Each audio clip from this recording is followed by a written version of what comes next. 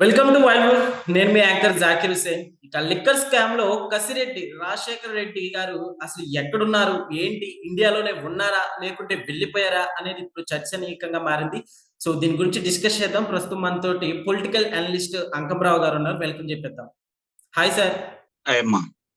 Sir చెప్పండి, ఇప్పుడు కసిరెడ్డి గారు అసలు ఎక్కడున్నారంటారు? ఇండియాలోనే ఉన్నారంటారా లేకుంటే ఇండియా వదిలిపెట్టి వెళ్ళిపోయారంటారా? ఎక్కడ ఉన్నాడో నాకు తెలిస్తే ముందు నేను పోలీసులకి, ఆంధ్ర సిఐడికి, సిట్ వాళ్ళకే చెబుతాగా. ఎస్ సార్, అవును. అంటే ఏంటి సార్, ఇప్పుడు లిక్కర్ స్కామ్ అయ్యి ఇంత అందుట్లో చెప్పండి సార్. అందుట్లో అనుమానం ఏముంది? హ్మ్. అతను ఎక్కడ ఉంటాడని 1000 కళ్ళతో ప్రజానీకం ఎదురు చూస్తున్నారు. అందుట్లో నేను కూడా ఒకడిని. యెస్. ఎప్పుడు అదుపులో తీసుకుంటారని చెప్పి ఆతృతగా ఉంది నాకు కూడా. హ్మ్. ఈ రోజు విజయసాయి రెడ్డి అతనున్న ప్రదేశాన్ని చెప్పారని చెప్పని వస్తున్నటువంటి వార్తలు. హ్మ్. నిజంగా అతనున్న ప్రదేశాన్ని చెబితే ఇప్పుడు మామూలుగా నాకు తెలిసినంత వరకు 2, 3 గంటల్లోనే అదుపులో తీసుకుంటారు. యెస్, అవును. అంతకంటే ఎక్కువ సమయం పట్టిద్దని అయితే నేను భావించట్లేదు. హ్మ్. కాబట్టి మరి రాత్రికి అతను చెప్పింది వాస్తవం అయితే రాత్రికి కసిరెడ్డి రాజశేఖర రెడ్డి అనే వ్యక్తి సిట్ అధికారులు అదుపులో తీసుకుంటారు. అందుట్లో ఎలాంటి సందేహం కూడా ఏమి లేదు. ఓకే. ఇప్పుడు అతను ఎక్కడున్నాడని చెప్పాడా? లేకపోతే నిజంగానే దీంట్లో ఎవరెవరు పాత్రధారులు, సూత్రధారులు, అంతిమంగా ఆ ధనం ఎక్కడికెళ్ళింది? ఎంత ధనం వసూలు చేశాడా? ఎంత ధనం అతని దగ్గరుంది? ఎంత ధనం ఎవరికి చేర్పిచ్చాడు? హ్మ్. దీంట్లో ఇంకా మిగిలిన వాళ్ళు ఎవరెవరున్నారు? ఇయన్నీ ఏం చెప్పాడనేది కూడా మనకి తెలియాలి. అవును సార్. విజయసాయి మరి అతను ఎక్కడున్నాడో చెప్పినప్పుడు ఇయి కూడా చెబుతాడు గదా! Yes sir. కాబట్టి ఎదురు చూద్దాం. అంతకంటే మీరు నేను చేయగలిగిందైతే ఏం లేదు గదా! ఓకే. అయితే ఈ లిక్కర్ స్కామ్‌లో ఇప్పుడు జగన్మోహన్ రెడ్డి గారు గూడా పాత్ర ఉంది అన్నట్టు కొన్ని పుకార్లు వినిపిస్తున్నాయి సార్. అసలు దీన్ని ఎలా చూడొచ్చంటారు? పుకార్లేంటయ్యా, అది వాస్తవం అయితే కళ్ళ ముందు జరుగుతున్న వాస్తవం. హ్మ్. ఆంధ్ర రాష్ట్రంలో 2019 నుంచి 2024 వరకు అధికారంలోకొచ్చిన వాళ్ళు వైఎస్ జగన్మోహన్ రెడ్డి గారి పరిపాలనలో ఏదన్నా ఒక విషయం జరిగింది అంటే, దానికి సంబంధించి ఒక దోపిడీ జరిగినా, లేదంటే ఒక భూ ఆక్రమణ జరిగినా, లేపోతే ఒక మద్యంలో కుంభకోణంలో జరిగినా, హ్మ్. లేదంటే ఒక ఇసుక కుంభకోణం జరిగినా, భూముల కుంభకోణాలు జరిగినా, గనుల కుంభకోణాలు జరిగినా, జగన్మోహన్ రెడ్డి గారి కనుసన్నల్లోనే జరిగినయి తప్ప, జగన్మోహన్ రెడ్డి గారికి తెలియకుండా జరగలేదు. ఒకాళ అతనికి తెలియకుండా ఏదన్నా జరిగినా గూడా, దానికి సంబంధించినయన్నీ గూడా జగన్మోహన్ రెడ్డి దగ్గరికే చేరతాయి. ఓకే. అందుట్లో ఎలాంటి సందేహం గూడా ఏమీ లేదు. హ్మ్. ఆయనకే చేరినియి. అందుట్లో 100కు 100% వాస్తవం. హ్మ్. దాన్ని ఏ స్థాయిలో ఈ విజయసాయి రెడ్డి చెప్తాడా అని చెప్పని చాలా మంది ఆతృతగా ఎదురు చూస్తున్నారు గానీ, నేను మాత్రం కసిరెడ్డి వరకే ఆగుతాడు ఇతను విజయసాయి రెడ్డి. హ్మ్. కసిరెడ్డిని కాదని జగన్మోహన్ రెడ్డి గారికి దీంట్లో భాగస్వామ్యం ఉందని చెబుతాడనైతే నేనైతే భావించట్లేదు. ఓకే. సార్, అయితే ఇప్పుడు లిక్కర్ స్కామ్‌లో ఈ మనీ అంతా అసలు ఎక్కడ ఉండుంటుందంటారు అక్రమంగా? ఏముంది, ఆయన ఈడీ పేరు మీద ఒక సంస్థను నెలకొల్పాడు. హ్మ్. దాంట్లో 'స్పై' అనే ఒక చిత్రాన్ని నిర్మించాడు. మరి ఆ డబ్బులు ఎక్కడి నుంచి వచ్చినియి?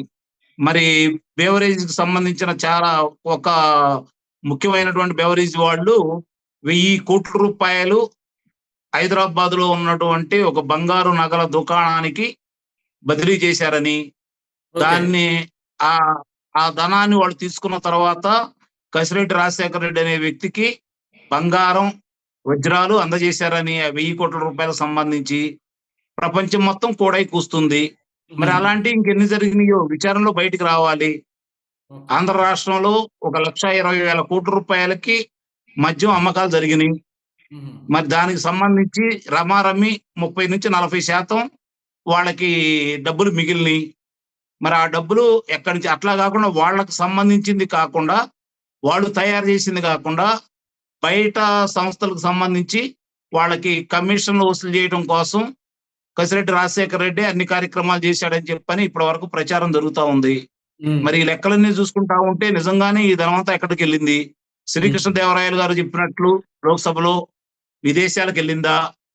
లేపోతే అధినేత దగ్గరికెళ్తే అక్కడి నుంచి ఆయన ఏం జేశాడనేది త్వరలో దెలుసుకోవాలి. అంతవరకైతే జరుగుతుంది. ఇప్పుడు ప్రజలు చర్చించుకున్న విషయం అది. ప్రస్తుతానికైతే ఇది కసిరెడ్డి రాజశేఖర రెడ్డి వరకే జరుగుతుంది గాబట్టి, అతనికి సంబంధించిన అతను అదుపులోకి వచ్చిన తర్వాత ఏవే విషయాలు బయటకు వస్తాయని చెప్పని చాలా మంది ఆతృత ఎదురు చూస్తున్నారు. ఏదో భూకంపాలు రాబోతున్నాయి అని చెప్పని భావిస్తున్నారు కానీ ఏమీ రావు. ఆంధ్ర రాష్ట్రం ప్రశాంతంగానే ఉంటుంది. ఈ కసిరెడ్డి రాజశేఖర రెడ్డి లేదంటే అతను దాటి ఇంకొక వ్యక్తి దగ్గరికి వెళ్ళి అయిపోతాయేమో. నిజంగానే ఆ వ్యక్తి మిథున్ రెడ్డి గారు అని చెప్పని మాట్లాడుతా ఉన్నారు. మిథున్ రెడ్డి గారి దగ్గరకు కనుక వెళ్తే నిస్సందేహంగా అది జగన్మోహన్ రెడ్డి గారి దగ్గర కూడా వెళ్ళినట్టే.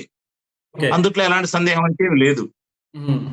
ఓకే. సార్ అయితే ఇప్పుడు ఈ లిక్కర్ స్కామ్‌లో ఇక్కడ కసిరెడ్డి గారికి అట్లనే కొద్ది రోజుల క్రితం మనం తెలంగాణలో కవిత గారిని కూడా అరెస్ట్ చేయటం జరిగింది గదా! సో, దానికి అక్కడ వాళ్ళకి, అవును. ఇక్కడ వాళ్ళకి ఏమన్నా సంబంధం ఉందంటారా? ఉండిద్దంటారా?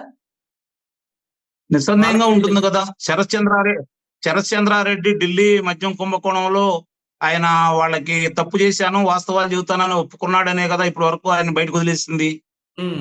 మరి ఆయనే కదా దీంట్లో కూడా ఇక్కడ కూడా పాత్రధారి. మరి ఓకే. ఆ పాత్రధారి వీళ్ళందరూ కలిసి సూత్రధారులై ఢిల్లీ మద్యం కుంభకోణంలో కూడా వీళ్ళందరూ ఉన్నారనేది కదా అందరికీ తెలిసిన విషయమే కదా అది. కాబట్టి ఈ ఆంధ్ర రాష్ట్రానికి పరిమితం కాలేదు. పక్కనున్న తమిళనాడు, తెలంగాణ, ఢిల్లీ ఇప్పటి వరకు మనకు తెలిసినయి. ఇక మరి హ్మ్. నిజంగా విచారణ జరిగి ఈ వాస్తవాలు గనక వెలుగు చూపితే ఇంకెన్ని రాష్ట్రాల్లో వీళ్ళు పాతుకుపోయారో, ఎన్ని రాష్ట్రాలకి వీళ్ళు మద్యాన్ని అమ్మారో విషయాలన్నీ కూడా త్వరలోనే బయటికి వస్తాయేమో చూద్దాం. ఓకే. సార్ అయితే లిక్కర్ స్కామ్‌లో ఇప్పుడు స్కామ్ జరిగి ప్రూవ్ అయితే 24 అవర్స్‌లో అరెస్ట్ అనేది జరుగుతుంది గదా! సో, అయితే ఇంత లేట్ జరుగుతుంది. అసలు దీన్ని ఎలా చూడొచ్చంటారు మన ఏపీలో? ఎవరిని తీసుకున్నారు అదుపులోకి? అంటే ఎవరికి శిక్షలేశారు ఇప్పటి వరకు? ఇక్కడ అంటే ఇప్పుడు కవిత గారికి కావచ్చు. ఆ! బయటికెందుకొచ్చారు? కవిత గారు బయటికెందుకొచ్చారు? జగన్మోహన్ రెడ్డి గారు 12 సంవత్సరాల నుంచి బయట ఎలా తిరుగుతున్నారు? హ్మ్. ఎవరిని నమ్మాలా? ఎవరికి శిక్షలు పడిద్దని భావించాలా? ఏం జరిగిద్ది భారతదేశంలో? హ్మ్.